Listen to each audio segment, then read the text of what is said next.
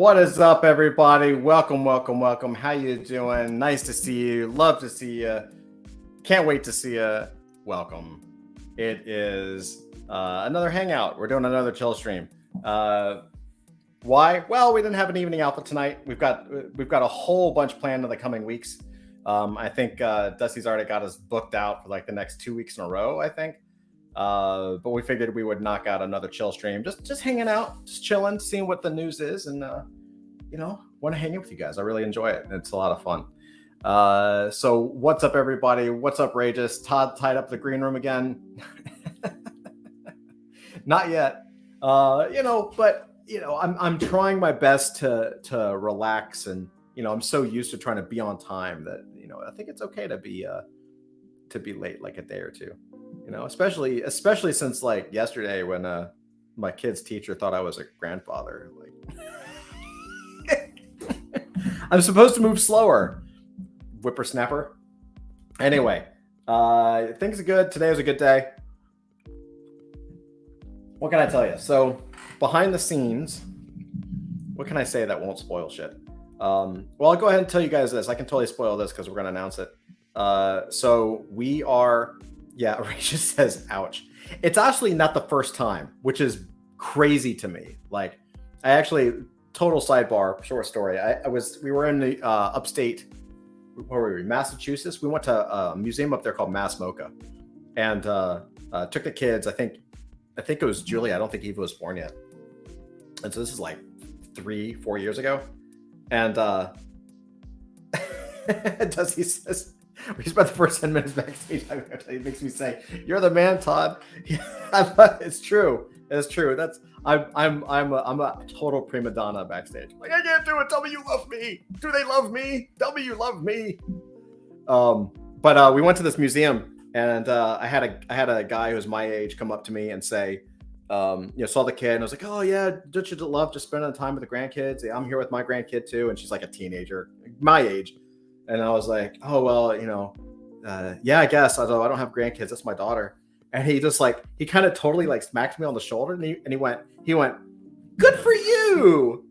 Good for you." Like you still got it kind of a thing. Like, "Oh my gosh, you go, man, you go." And I was like, I didn't know it was a special event to have a kid a little later in life, but I guess it is. He says I should have read the contract better. You just wait. It also states that when we go to conferences together, that you'll put rose petals in my toilet bowl and only green M&Ms. So, we'll make sure that that's followed through with Dusty. So things that happen behind the scenes. So we actually have a tremendous amount of stuff coming out. I know I've been talking about stuff. I posted a video about partnerships and this and that. But some of it's coming pretty quick. We've been working very, very hard behind the scenes for a long time on ways to get the community engaged with the actual success of the project, and I'm very proud to say that we're very close to a release of that, at least the first stage of it, and I'm very excited for you guys to check that out. Also, and this is something that you guys are hearing first, we're not going to announce this. We might announce it tomorrow, but we're now podcasting. So we are, golly, where are we? We are on so many different platforms. Hold on, I'll tell you all of them. We are on, it's gonna take me a minute. I don't even know where to look anymore because I have 8,000 tabs. See, I said this and now I'm like, where the hell is it gonna be? Hold on, let me pop into my account and I'll tell you everything. Let's see, it is, come on, interwebs. All right, here's where we're available. I'm gonna be updating this in official links.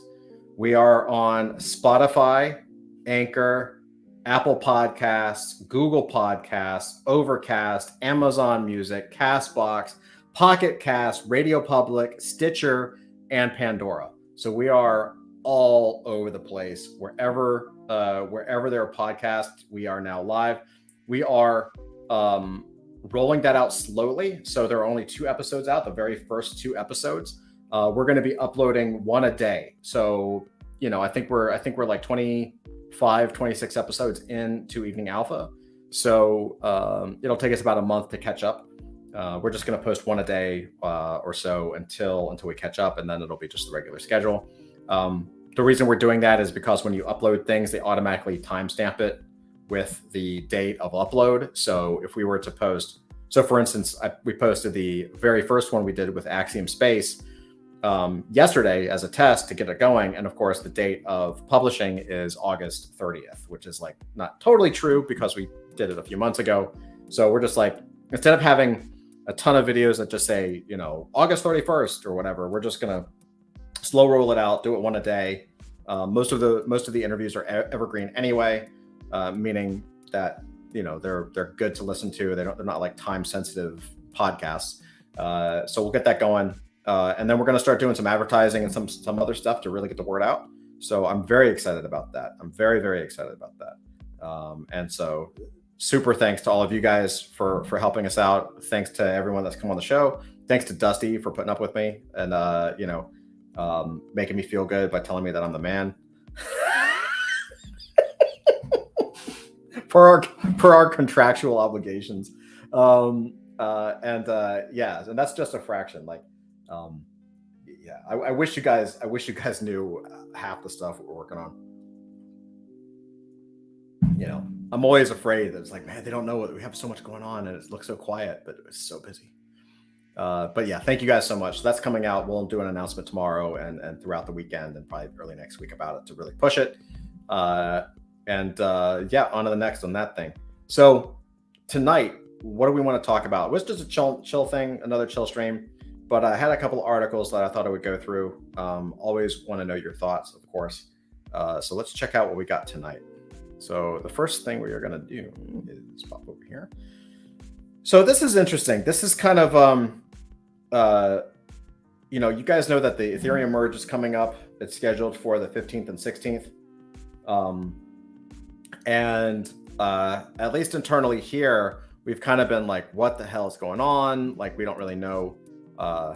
We don't know what we don't know, right? We don't know what we don't know. Like, is Ethereum going to go high? Is it going to go low? And I'll be honest with you guys. You know, we've been planning a launch, a product launch, and it's either going to be September or October, but we don't know what to do because we have no idea how the merge is going to affect anything. Like, we know that the prices are going to go batshit crazy. Is it going to skyrocket or is it going to tank? Like, obviously, you know, we want to try to time. I mean, it's impossible to time this stupid market, but you still want to time the market as best you can. So this is a little bit of insight into what people think might happen based on forecasting. And so I wanted to, one, it's interesting for me personally, but I wanted to share it with you guys because, you know, we all have, you know, it doesn't matter what coin or NFT you have, it all follows Ethereum pretty much. So let's find out what's happening with Ethereum and Bitcoin and see what's going to happen. Ether Bitcoin could see turbulence as open interest leverage ratio soars to record high. The rising ratio indicates open interest is outpacing market size and increases the risk of volatility. All right, let's see what the hell that means. Traders love volatility, and Ethereum's Ether and Bitcoin could soon offer plenty of it. That's the message from observers tracking the so-called open interest leverage ratio. The metric is calculated by dividing the amount of dollars locked in open perpetual futures contracts by the market capitalization of the underlying cryptocurrency. Totally simple, like kindergartners can understand. Just kidding. The ratio represents the degree of leverage relative to the market size or sensitivity of the spot price to the derivative market activity. Both Ether and Bitcoin's perpetual futures open interest ratios stood at lifetime highs above 0.03 and 0.02 at press time, according to data sourced from Decentralized Park Capital and blockchain analytics firm Glassnode. Let's see what that actually means. Perpetuals are futures with no expiration date. A future squeeze refers to a sudden and rapid move in an asset's price caused by bears or bulls abandoning their positions. A short squeeze is a rally fueled by sellers dumping their bearish bets or shorts. A long squeeze is a decline caused by bulls closing their bullish bets, their longs. The higher the leverage ratio, the bigger the impact of long-short squeeze on the asset's price. Let's see. Implies a higher risk of market squeezes, liquidation cascades, or deleveraging events. So it's going to be very turbulent and rocky potentially. The futures market involves leverage, meaning a trader can take a large long short position by depositing a relatively small amount of money called a margin, while the exchange provides the rest of the trade value. That exposes futures traders to liquidations, forced closure of long short positions due to margin shortages, often caused by the market moving in the opposite direction of the trade. These forced closures put downward pressure on prices, leading to increased volatility. The greater the degree of leverage, the bigger the risk. So I guess they're wondering if there's going to be a short squeeze ahead. Let's actually get to the meat of this. Other things being equal, the recent bearish positioning in the perpetual futures market suggests the scope for a short squeeze ahead.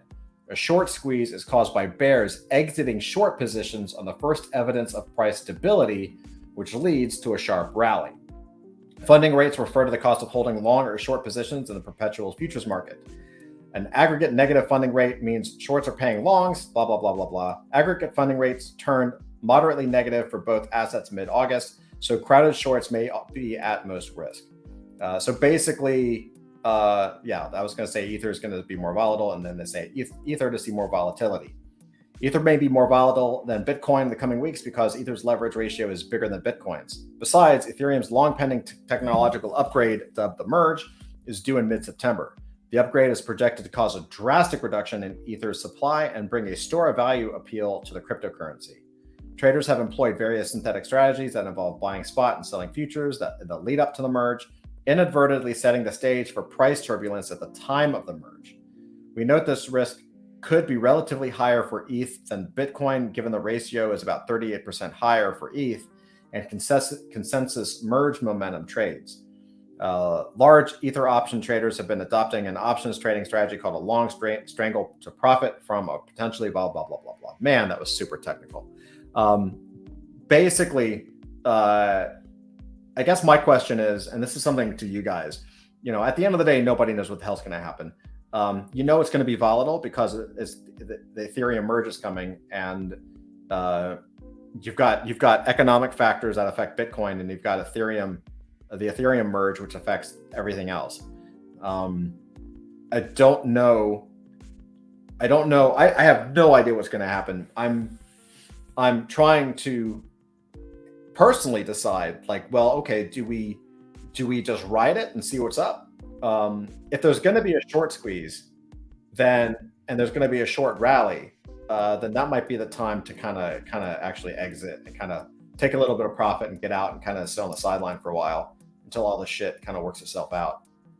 The challenge, of course, for us, and the challenge for really any project that's launching, is what do you do, right? Like, how long does it last? It'll probably last a week or two, right?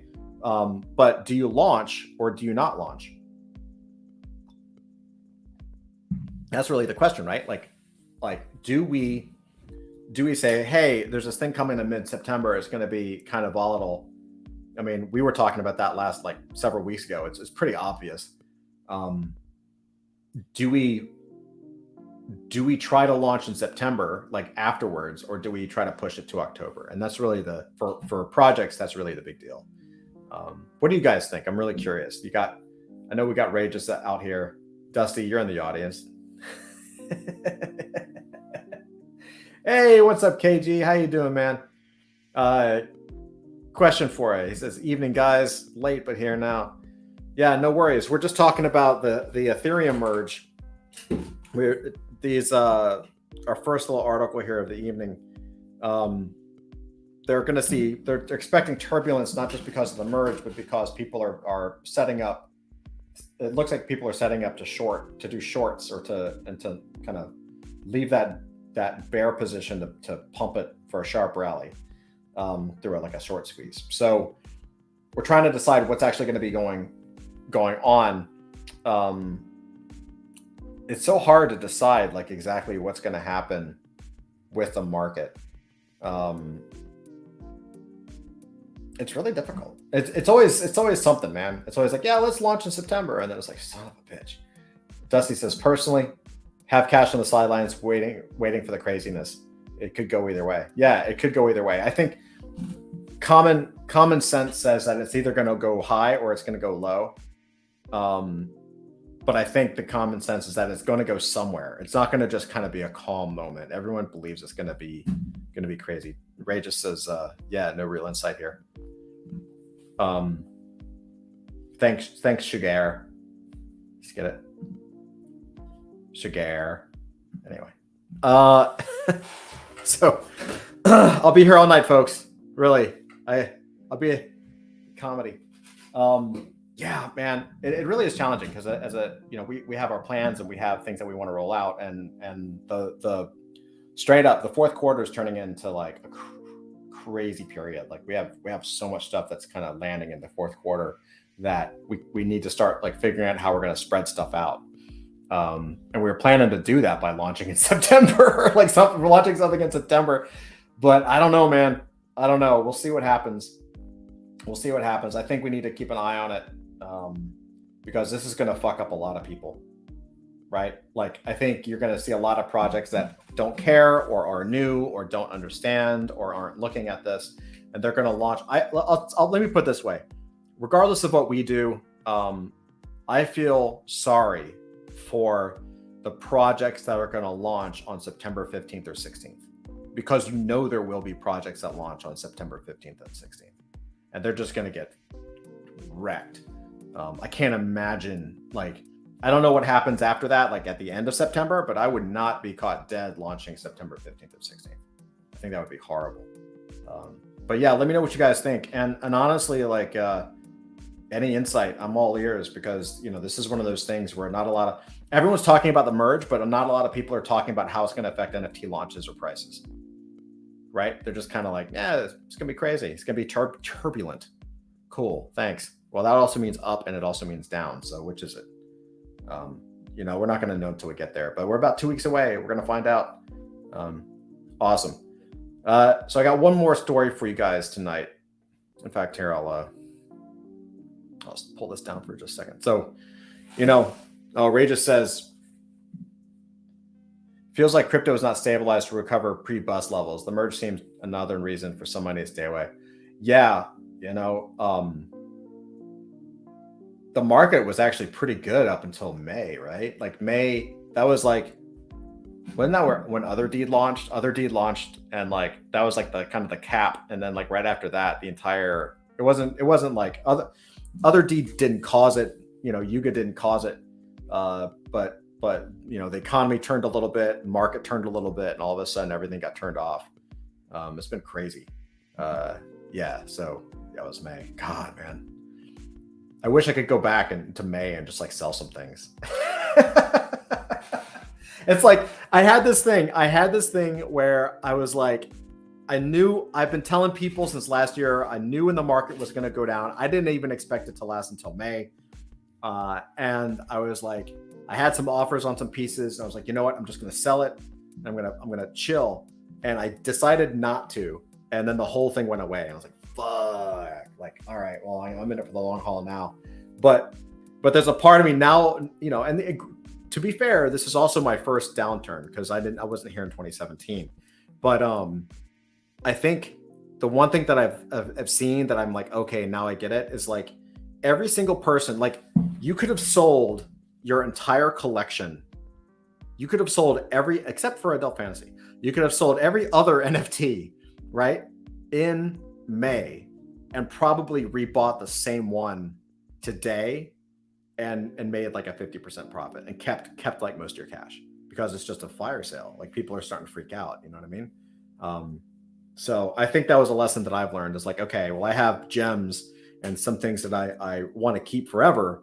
However, if the market's super hot, it's going to go back down. So why not on the biggest, catch that big peak if you can do it, catch that big peak, sell, make your profit, and then just be patient and wait 3 months, 6 months, even a year if need be. Wait till the thing comes back down and buy it back and just write it back, and you practically could fund your life that way. I mean, legitimately, we all know how hot it actually gets in the bull market. It's freaking crazy.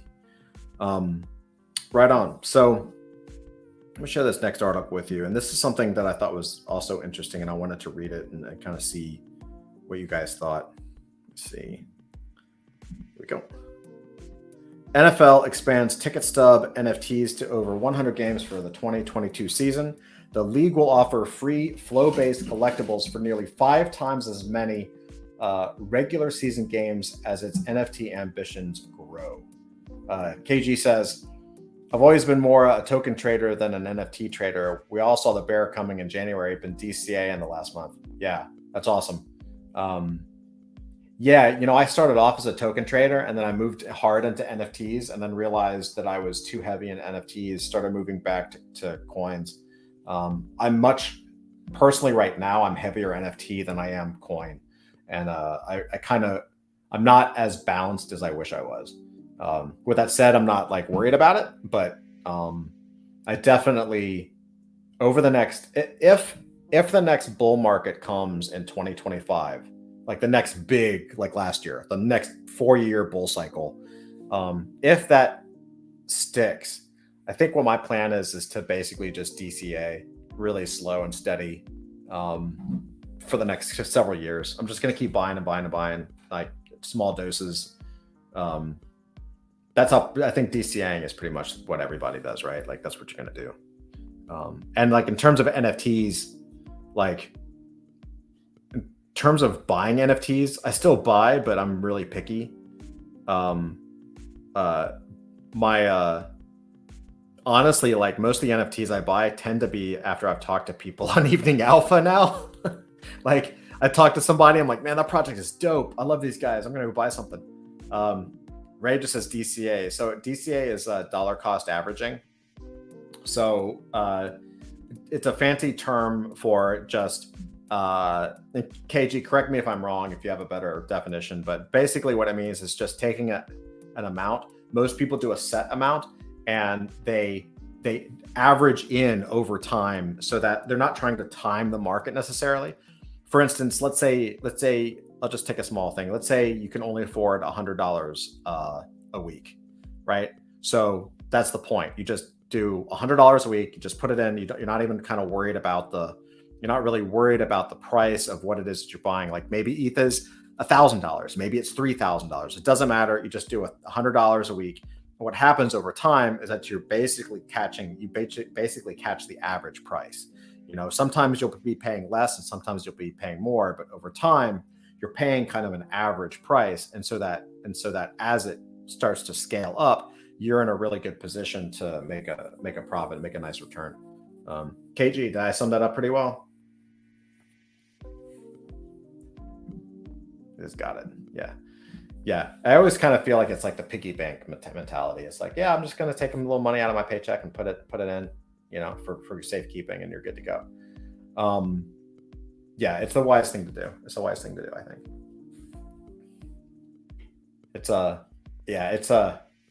We're still a far way off from where we were. At one point, somebody offered me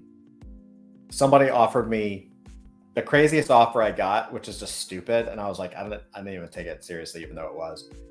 Someone offered me land for my Bored Ape Kennel Club. They offered me like 5 acres or something in the middle of the middle of the Midwest somewhere. I was like, you want to offer me 5 acres of land for my, I was like, land is dope, dude. Land is awesome. So I thought about it, but I was like, what am I going to do with land in the middle of nowhere? I don't know. If it had been in Florida, maybe. KG says, good job. It also improves your position. If you bought high, then you buy more real low. Yeah. Yep. Cool. So NFL expands tickets. I think this is a big deal. And we'll talk about it. In brief, the NFL will offer free NFT virtual commemorative tickets for attendees of over 100 regular season games next season. The NFTs are minted on the Flow blockchain. Last season's NFT ticket stubs were minted on Ethereum, on the Ethereum scaling platform Polygon. Interesting how they did Polygon and now they're moving to Flow. Very interesting. The NFL first experimented with giving away commemorative NFT ticket stubs to attendees of select live games last season. And now the league plans on bringing the initiative to significantly more games for the 2022 season. That's pretty important. They actually did it last season, and now we're in a bear market, and they're like, we're doing more. Today, the NFL announced that it will offer NFT ticket stubs to attendees of more than 100 live regular season games during the 2022 season. As with last year, the NFT Virtual Commemorative Ticket Initiative is being held in partnership with events ticketing giant Ticketmaster. Currently, 101 total games are listed for the promotion. The NFL's expanded NFT Virtual Commemorative Ticket Initiative will include every single first week game, starting with the Buffalo Bills versus the LA Rams on September 8th at SoFi Stadium. Additionally, each of the league's 32 teams will offer NFT ticket stubs for at least 3 home games over the course of the season. Quote, we still are in the test and learn phase of all these NFT explorations, said Abby Desai, who works on the NFL's club business development team. But we wanted to do something that all 32 clubs would be able to engage with and offer to their fans on a local level. The NFL offered virtual ticket NFT collectibles for 21 regular season games last season, along with 12 postseason games, the Pro Bowl and the Super Bowl. All told, the league said it distributed more than 500,000 total NFT ticket collectibles during the season. This season's virtual commemorative ticket NFTs will be minted on Flow, the same blockchain network used for the NFL all-day video collectibles platform. Last season's NFT ticket stubs were minted on Polygon, an Ethereum sidechain, but the league and Ticketmaster switched to Flow starting with the Super Bowl. I think that's a big fucking deal, man. An NFT, blah, blah, blah. We know what an NFT is. Fans value NFT-powered tickets. During last season's promotion, the league offered a single NFT per Ticketmaster account that purchased tickets for an eligible game, regardless of how many tickets were purchased. This time around, Desai said an NFT counterpart can be redeemed for each individual ticket. Desai told Decrypt that the league saw, quote, overwhelming engagement around its NFT initiative last season, and that NFT stubs help fill the void when it comes to collectible keepsakes as the league has moved from physical tickets to mobile ticketing. It's something that we've seen, she explained, that fans do value having something they can remember the experience of attending the event with. So before we move on to that is huge. I think there's a couple things that I'm already noticing. The first is the move away from Polygon to Flow. I've never used Flow. I hear good things about it, but Polygon, Polygon is a good chain. I just don't know if it's a long-term solution. Like, I don't know there aren't many, I can't think of any top tier NFTs that have come out on the Polygon sidechain. And correct me if I'm wrong, I'm leaning on you guys for that one, Dusty, Rages, KG. But the other issue that I have with Polygon is that first of all, it's incredibly hard. If you think getting somebody to use Ethereum is difficult or getting them into MetaMask, moving them to a sidechain where they have to go through bridging and all that is even if it's kind of an easy process for an advanced user, it's incredibly difficult. Like, my mom is never going to do that. The other issue that it has with Polygon is one of the negative. Here's one of the things that I think is fascinating, because we all kind of bitch about the price of gas, and we all kind of bitch about the Ethereum price because it's high, right? I mean, it's $1,000 in ETH or $1,500 in ETH or whatever it is. However, one of the benefits of that price and that system is that you have to pay for what you get. And what I mean, and why that's a benefit, is that when something is so cheap that it's nearly zero, it opens the door for spam and scams. And basically, at least in my experience, as someone who holds like a couple of decent NFTs, Polygon is a spam network. Like, every fake NFT that I get, every scam that I get airdropped, it's all airdropped to me. Why is it airdropped? Because I would never buy it, right? They just want to airdrop it to me to see if I'm going to accidentally click on it and they can steal all my shit, right? Like, it's actually a dead giveaway. right? Oh, look, someone sent me a CryptoPunk. That's so cool. Maybe it was a mistake. Oh, I'm rich now. And then it's like, wait, it's on Polygon, right? I mean, obviously I wouldn't fall for it in the first place, but you know, sometimes people get fooled. But if it's on Polygon, I instantly know it's not real. And I think that's a bad deal for the network, because it means that it's harder to separate the real from the not real. Does that make sense? It's really I think it's one of the problems of the network. And also I will also tell you, as a Cool Cats holder, once they moved an entire system over to Polygon, it totally fucked the system.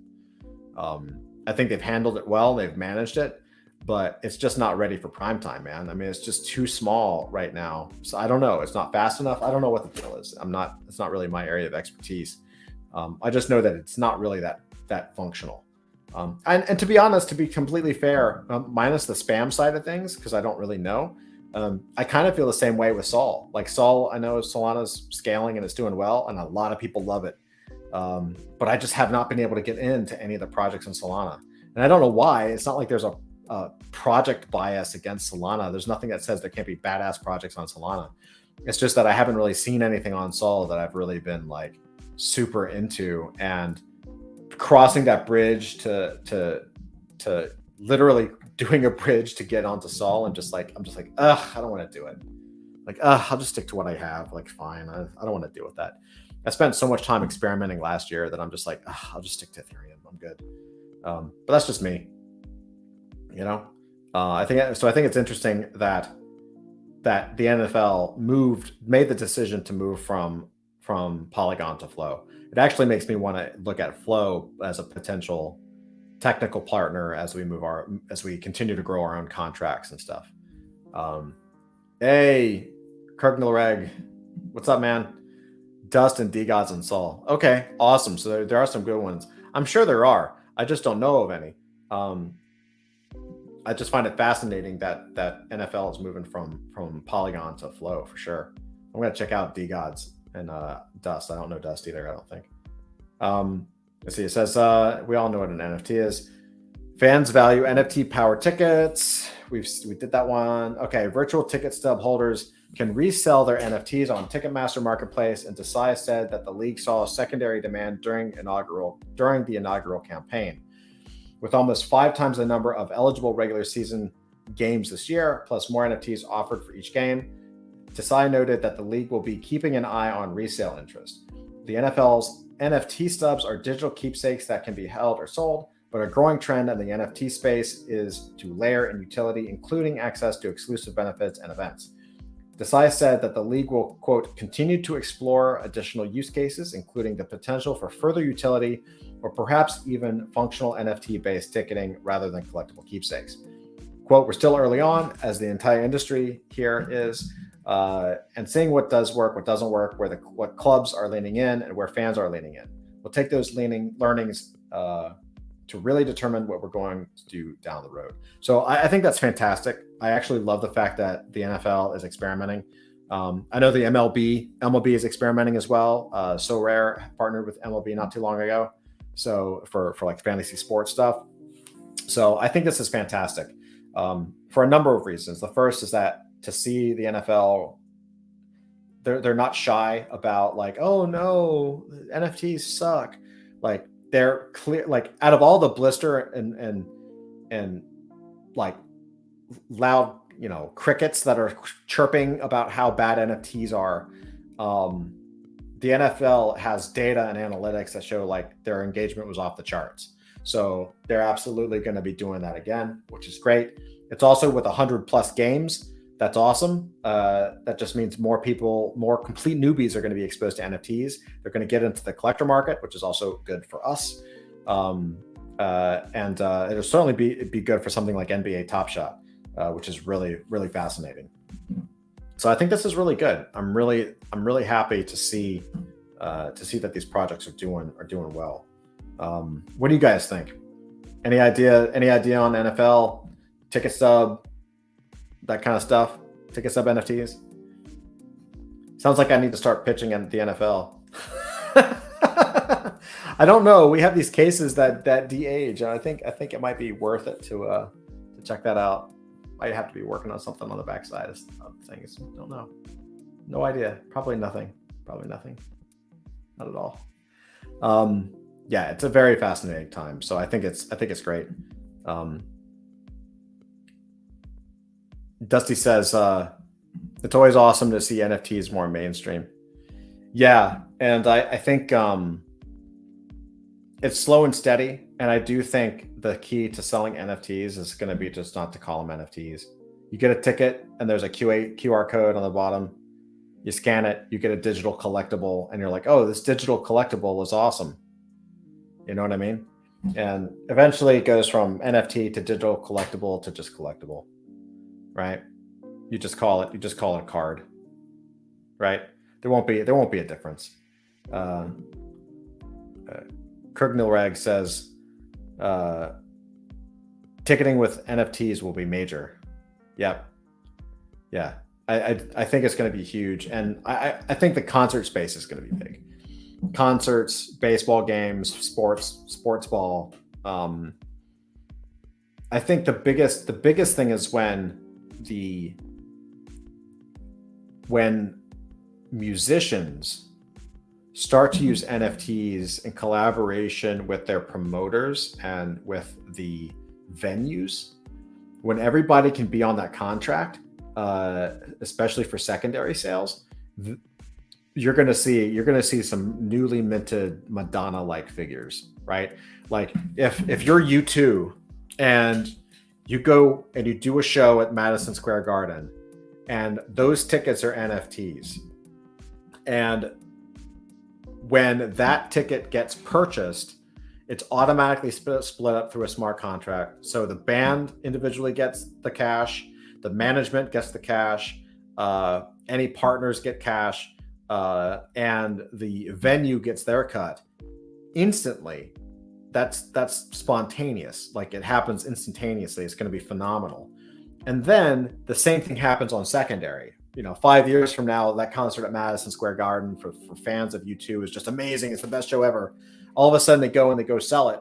And all of a sudden that revenue stream comes back. Like, you think it's big. You think secondary sales are big for, for some of the name brand people in the NFT space or Web3, man, you ain't seen nothing yet. Like, once these mega people come in, and you already start seeing them with artists. We had Damien Hirst come in last year. We've got Jeff Koons coming in. Murakami came in. Cause is coming in. Like, all of a sudden, these artists are starting to come in, and they're not early adopters like we are. They're the next wave. They might be labeled early adopters, but they're not early adopters. But they're going to come in and they're going to run the show, and they're going to make a fortune, and then they'll stop complaining about it. By the way, these are the same motherfuckers, a lot of them, that were complaining like 2 years ago. Just remember that. You're going to buy their NFT, but these motherfuckers were bitching about NFTs like 6 months ago, a year ago. It's absolutely mind-numbing, but we welcome everybody. It's a Big Ten. So KG says, love the idea, not just NFL, but it's moving to music and movies too. Exactly. NFT tickets can get you backstage access, movie premieres, and it's collectible. Yeah. Like, why not have it all, if for no other reason that it has a resale value? And this goes back to our conversation the other night about royalties for artists. Why would you take away secondary sales? Right? Why would you do that? Like, that makes no sense. It's the number one draw of NFTs, right? I know smart contracts and immutability. That's fantastic. However, the use case and the biggest utility for that immutability is a secondary source of revenue based on recurring sales in perpetuity. Like, you don't want to take that away from people. Like, I'm telling you, it's the easiest sell to any business. Like, you can walk up to any business and say, hey, we're going to do all the work. We're going to turn this thing into NFTs. You don't have to do anything. We're going to pay for all the money. We're going to pay all the money. We're going to do all the code. And we're just going to split the cash. I will hand you 50% of whatever it makes. All you have to do is market it to your people like you normally do, like you would a product. Obviously, that takes a little labor and time, but that's all you got to do. You just market it, and we'll handle everything else, and we'll send you a bag of money. And it's the easiest sale in the world. Who's going to say no to it? Like, oh, I don't have to do anything. You're going to write me a check? Yes, that's the pitch. I think it's huge. KG says, I have a box of ticket stubs from sports and concerts going back 30 years. Dude, have you seen what memorabilia goes for, dude? Like, you probably have like some seriously valuable ticket stubs in there. One of my all-time favorite sites is Heritage. Let's see, let's go check it out.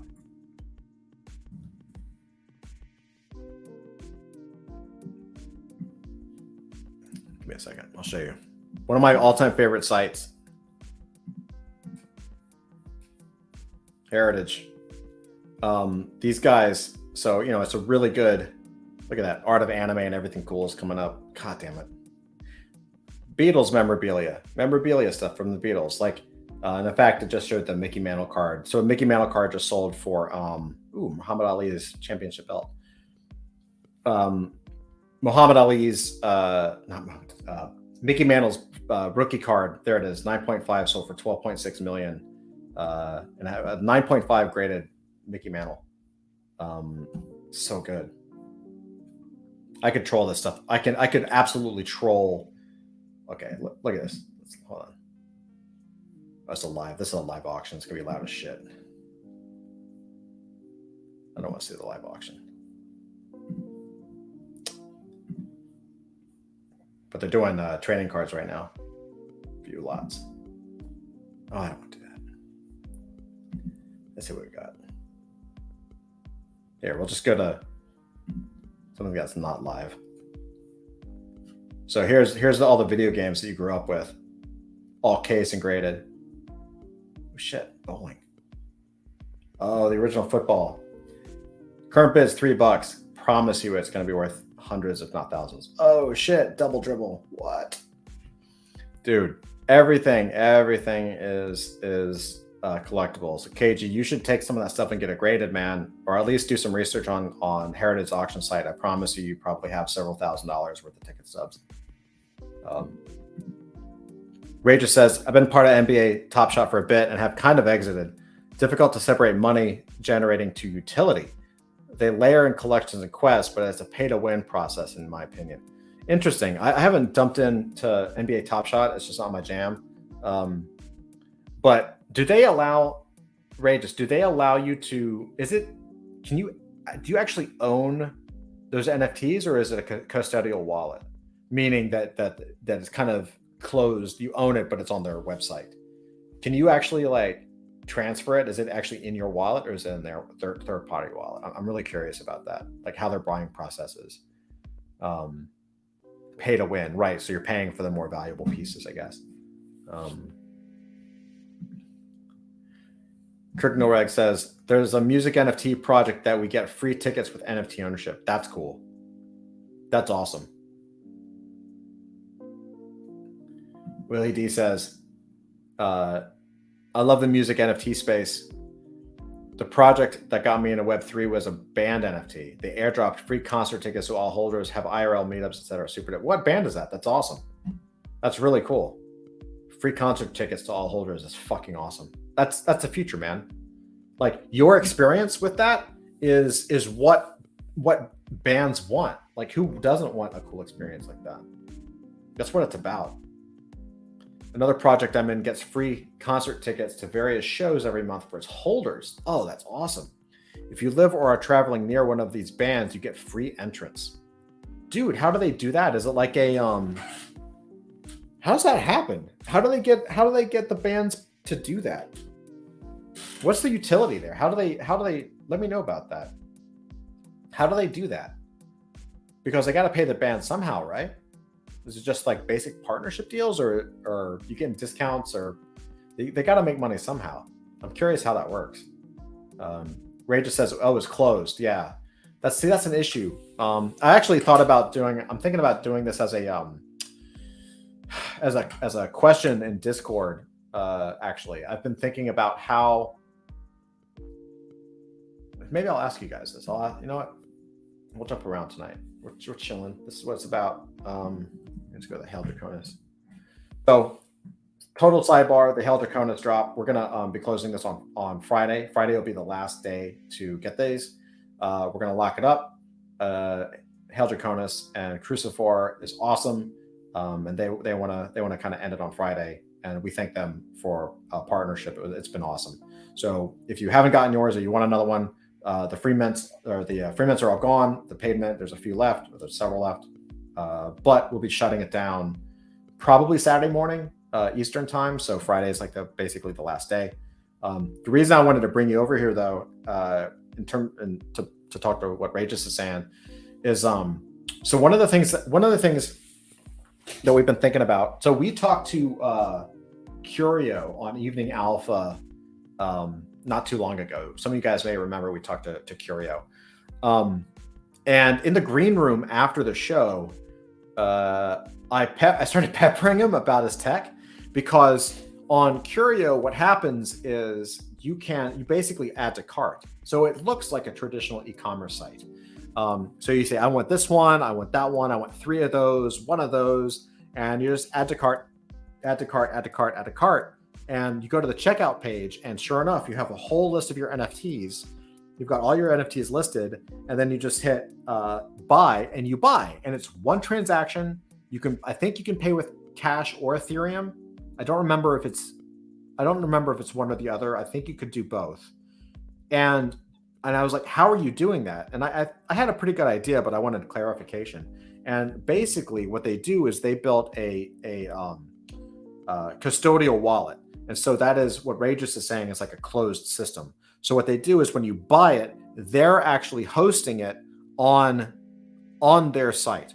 So it's their wallet. And the reason you might want to do that is because, like for us, when we did this, we have 2 projects here. We've got the paid version here, and we've got the free version here. Well, that's actually 2 different smart contracts, right? And you basically, if you want to mint both of those things, you have to mint one and then come back and then mint the other. You can't just like there's no add to cart. If we did have an add to cart feature, and I don't know because I'd have to ask Melissa, but if we had a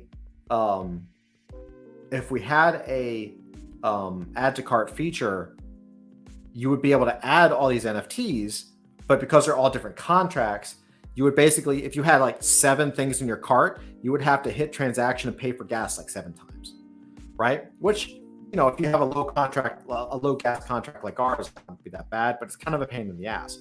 So I've been kind of thinking, and I don't have an answer, and I don't even know if we're building this. I'm not saying we're building it. Melissa doesn't even know. I haven't even asked her yet. So this is not something that's happening in tomorrow. But I've been curious what you guys would think about if we did something. I don't want a custodial wallet, because everyone knows we've been in the space. All of us have been in the space a while. We want to own our shit. Like I would not personally use a service if I didn't have that NFT in my wallet. With that said, maybe we can do like a 2-step where you can do a custodial wallet so that you can buy as much as you want and just like get it, right? Have it in your profile, and then from that profile, batch transfer it out to your wallet so that you only pay for gas once. That would allow for more purchases possibly, while at the same time allowing you to get them to your wallet where you would want them. So I'm kind of curious to know what you guys think about that. If that's a good idea, if it's a crappy idea. Like I said, this is not something that we're actually like moving on a second, but it is something that I'm curious about, because I really want to, especially for this kind of app that we're building. We've got some plans for some new properties that'll kind of elevate this and kind of add to the experience of it. And that add to cart feature is so powerful. It really has to happen. If not with what we're talking about now, eventually you have to have an add to cart button, because you're missing out on so much potential revenue as a company, and there's so many things that people want, as they're so used to a certain way of a shopping experience. So I'm really curious to know what you guys think about that. I'm going to post it probably in our Discord as well. But you guys are here, and I'd love to, we could chat about it. I would love to hear what you think about that. Willie D says, Avenge Sevenfold. Oh, I remember that drop. Okay. I heard about that drop. All right. And Oh, it was Wicked Craniums. Wicked Craniums did the tickets for various shows every month. That's so cool. That's okay. That's pretty awesome. Wicked Craniums was a good project. I was in that project for a long while, actually. I minted Wicked Craniums, and then ended up getting out just because I didn't like. One of the ways I buy NFTs, it's like not scientific at all. I genuinely buy NFTs to see if I can use them for adult fantasy. So like it's either a character that I want the rights to, like Bored Ape, so we can do derivative and kind of like just use the character in the spot in the world, or or if we can there's some kind of technology or community thing that that we want to use. And I actually tried to design. I had my Wicked Cranium. He had a he was a cool. I like Wicked Craniums, but I could not think of a character, and they didn't have utility at that point. And I was just like, I gotta bounce out. But it wasn't because I didn't like the project. Like Wicked Craniums is dope. 1 year strong. Good job, dude. Awesome hold. Yeah. So anyway, I'll be bringing this up again with the custodial wallet. You guys kind of brought it out of me, and I'm really curious about it. In fact, I don't know if we can see Furio and see how they do it. So I'll just view a collection. Miss out on drop. That's kind of nice. I like that. That's actually really good UI. So they're charging cash. So that's probably why. That's a live drop.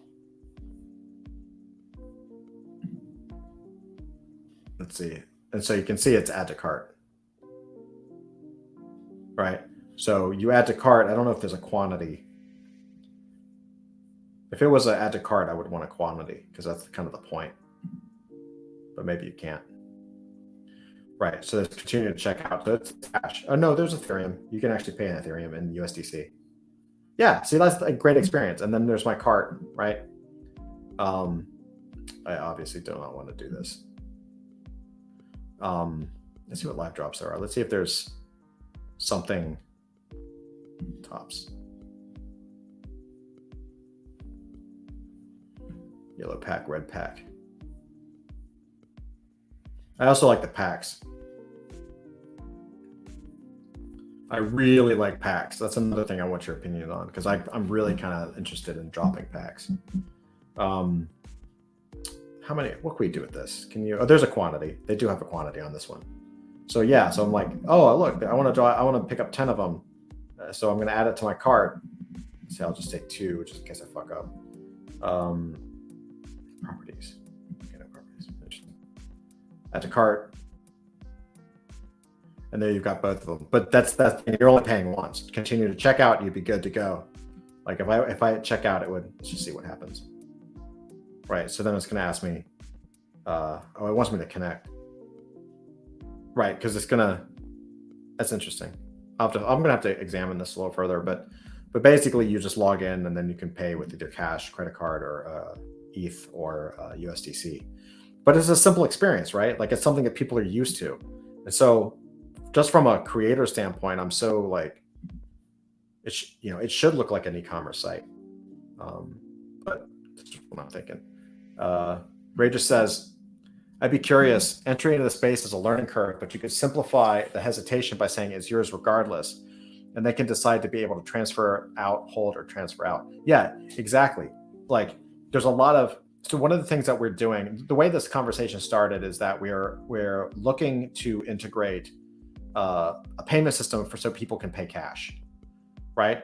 And there are systems out there where someone can come and they can pay cash and it's already taken care of. It's a custodial wallet, but it's not ours, it's somebody else's. And they can go to that third-party site, they can view it, they can transfer it, they can do whatever they want. But then when you think about the buying experience, you're just like, well, if we're actually going to do that and we want to have something that kind of feels like a checkout, why not just build the checkout? It can't be that much more work to actually build a custodial wallet yourself and still charge cash for it. Like it's not that much work. I mean, I shouldn't say that. Melissa would kill me if I said that. It's not that much work for me, but but it's plausible. It's plausible. So, I'm going back and forth on it. You say transfer out twice, meant resell on the second one, right? So transfer it out, hold it, or resell it. And packs are cool. Yeah, I like packs. Anything that makes it feel legit. So it's fascinating. I'm very, very interested in the platform side of things and how we're gonna be able to sell stuff, because it's not just about us. We're also doing a lot of partnership stuff, right? And so if we can set this up and actually make the experience a little better, make it smoother, not just for people like us, like hardcore NFT nerds, but also regular folk that are that don't know anything about it. I think that could be really excuse me. I think it'd be really valuable for people, because then if you get them in the system and they give you the email address and they pay for something, and now they've bought their first NFT, then you can start sending them educational material about how to actually transfer it to their account. And like, oh, you need MetaMask. Oh, I wonder if the way to onboard people is opposite of what people are doing. Right now, what people do is they feed you the education or the information on how to download MetaMask. What is Ethereum? How's the blockchain work? They do that so that you go buy something, right? Hey, here's onboarding. You're buying and you're buying and you're buying. There it is. You've bought it, and then it's like train, buy. But that's a negative experience. I think the better experience is to just be like, hey, you buy the thing with cash, and now that you have this digital thing, let's educate you on what you actually have, right? Even if you gave the first NFT away for free, like give it to them for free and then educate them, and then let them buy the next thing. Drug dealers, man, come on. Rap game, crack game, Jay-Z, let's go. So anyway, I think that's fascinating. I'm really curious about it. This is stuff that we're kind of thinking about, especially as we move forward, because we've got the tech side of things, which is Flint's working on the case and improving that stuff, and kind of always moving forward on that. And then Melissa's working on the code and platforming and stuff like that. And I did all the design for this thing, and then we're working on all the stuff for Adult Fantasy with the characters and the gaming and all that kind of stuff that's coming up. So it's really challenging, and it's a lot of fun.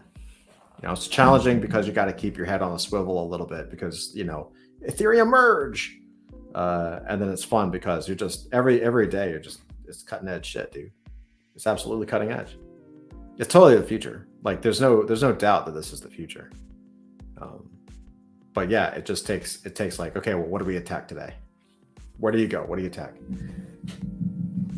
And I'm also planning, I really want to jump back into like doing some comics. Total sidebar. Like I want to try to start doing maybe some draw streams and stuff.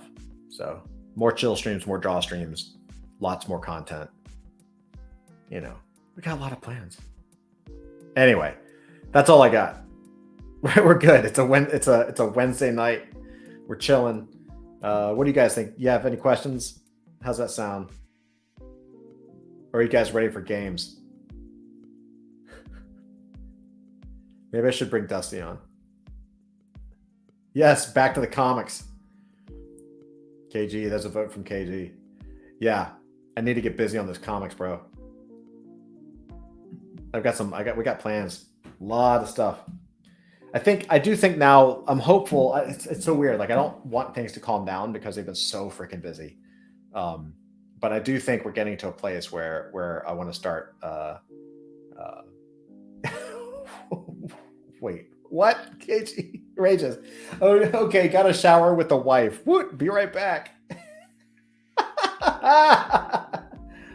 Oh, right on, man. Happy Wednesday. Wait, is that a screenshot?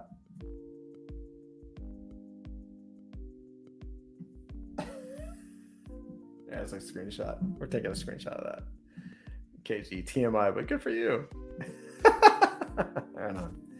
Maybe we'll bring for the last couple minutes of the show. We're about to wrap it up, but maybe we'll bring in Dusty Sky to say hi.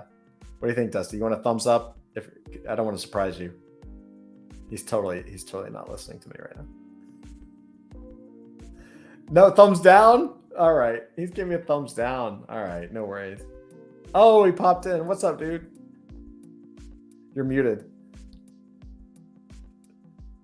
Hey, what's up? What's up, everybody? What up, dude? How you doing? Good. How y'all doing? I'm chilling, man. I'm chilling. Good. Yeah, I don't know. What do you think? The custodial wallet. I mean, we've talked a little bit about it. I think it's an excellent option, especially for beginners, right? It makes it really easy to come through the door and get your first NFT. But for me, I will always say, not my keys, not my NFTs, or not my crypto, me too. right? Me too. Yeah. So maybe if there was like an immediate, like you buy it. I mean, but then there's also in terms of onboarding, there's also the idea that's like, would you? Let me ask you this: would you ever pay cash for an NFT? I think personally, for me, that would be dangerous. My ETH is my ETH, and my cash is my cash. But right.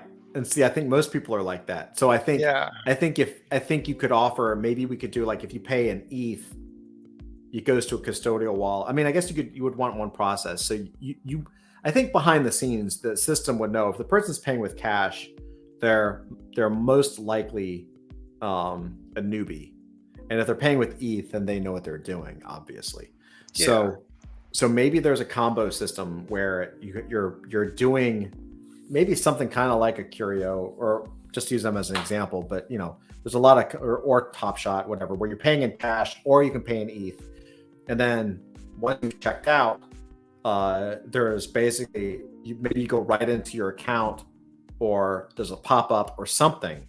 There's some kind of immediate, like once you've purchased, there's an immediate resolve where they say, hey, would you like to transfer this to your wallet right now? Yes. Yes or no. And then if you don't want to do that, that's great. You know what I mean? Or you could actually have like a system almost like OpenSea, where you just select them all. You know how you select them all and then you can bounce them to another wallet? Yeah. That's probably the easiest way. That's a super familiar way. Yeah, and I think that provides the opportunity for, I guess, both groups of people to do it their way, right? I can get my things out into my wallet right away, and if someone's new, they can pay with cash and not have to go through the whole ETH onboarding process. Yeah. Because that's really intimidating too. It's just this whole thing. I'm sure you all remember the first time you bought ETH. It's this whole thing. Oh, dude. The MetaMask and this. It's very scary. It still takes me a while. Like when I go back and forth between cash to ETH back to cash. Like if I'm like going back to that process, I don't do it too often. So I still have to be like, how do I move my money? Like bringing it in, I pretty much have. It's pretty easy now. But like moving it back out, I'm like, what do I have to do? Right. I've got to convert like ETH to USDC, and I've got to transfer that USDC to the DEX. From the DEX, I have to push it to my bank account. Right. It's like a 4 or 5 step process. It is. It's one of those things like I really like. There was a point in my life when I was very young where I was either going to go down the path of being an artist or into like as a stock trader, because I had my stepdad was in the stocks, he was a broker, and I really liked it. I liked all the charts and all that kind of stuff. And I've got fond memories of like being 7 and sitting in his office like playing like paper stocks, anyway. But yeah, I kind of like, especially now with this stuff, like seeing how hardcore the traders run the table on stuff, they just read this stuff so easily, it seems, and they just fucking call it so easily. I'm just like, oh man, I'm so jealous. Oh well, awesome. Well, what do you think, man? I think we should wrap it up. Maybe we'll pop into Discord and do some games in a bit. Yeah, we may have to wait for Regis to finish his family shower time there, but Is there, okay, I'm going over to Discord as we speak. Is there a GIF for, this is going to bite me in the ass, family shower?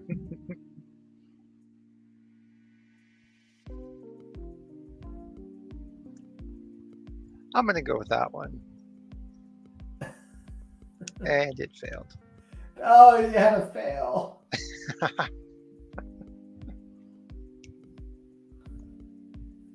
There's some good ones in here, actually.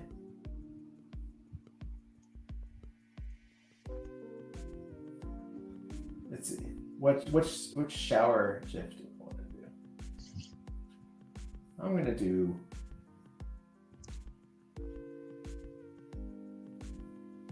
I'm gonna do this one.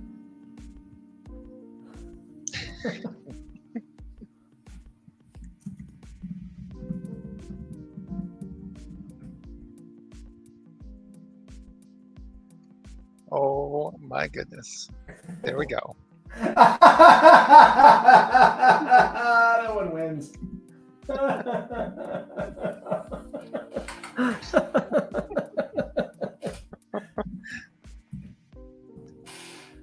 Oh man.